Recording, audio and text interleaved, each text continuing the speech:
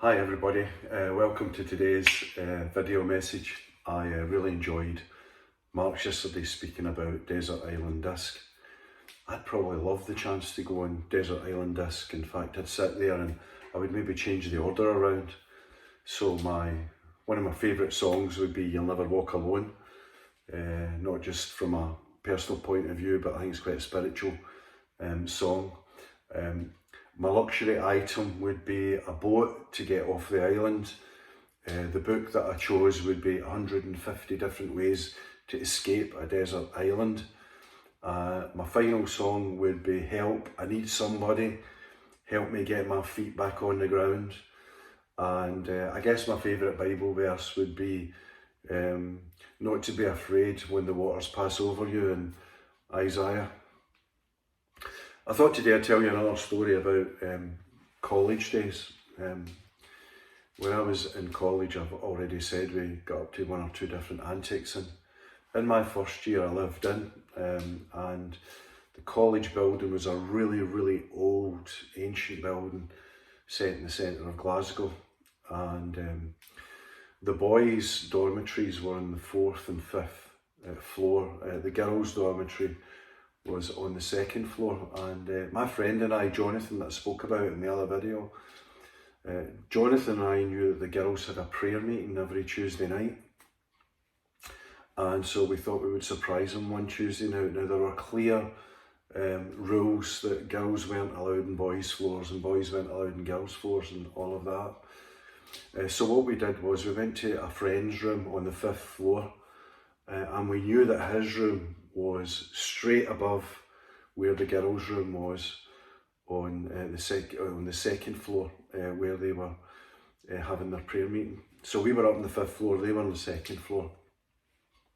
And my friend Jonathan had a ventriloquist dummy, and it was really quite scary. He had a pair of dungarees on, a check shirt, you know, and that ventriloquist mouth and big rosy cheeks and eyes that just stared.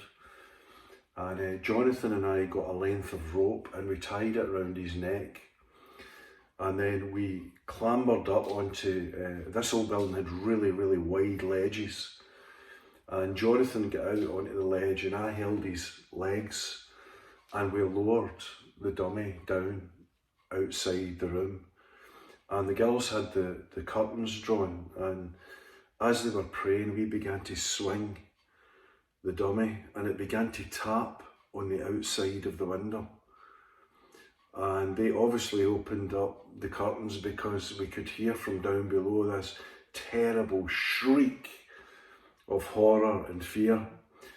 And then they all started laughing and they began to grab the dummy and we had a tug of war, and the rest is history. It's amazing how fear can very often be followed by joy and laughter, and I guess that's what it was like for the disciples.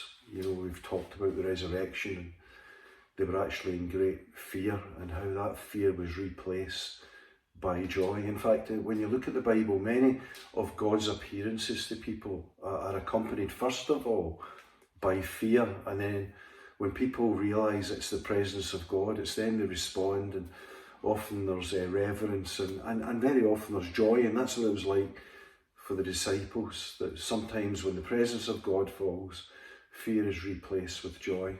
And I guess we need some of that at the moment. You know, many people at the moment, understandably and rightly, are experiencing a fair degree of fear.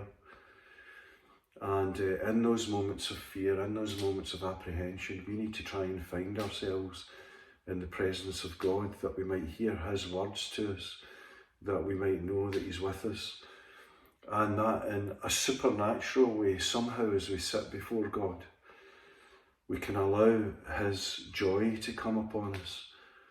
Clearly the word says perfect love casts out fear, and that's my prayer for all of us today, that however kind of apprehensive we are about stuff that's happening at the moment, that we might be able to sit in a place where we know the love of God, and as a result of knowing the love of God, we experience the joy of God.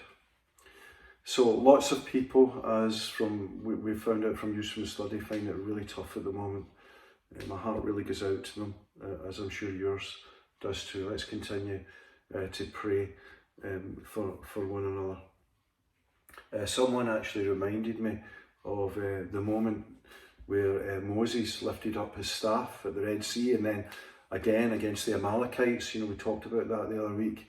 We also talked about Joshua raising up his javelin, and with everything that's happening on Thursday night, it was felt that maybe we as Christians at some point, if we felt comfortable when we're out on a Thursday night, maybe after it's all over, maybe just hold something up to God, whether it's your hand, whether it's a cross, whatever it is. If you felt comfortable doing that, just say, God, would you come? God, would you fight? God, would you be victorious in these days? So,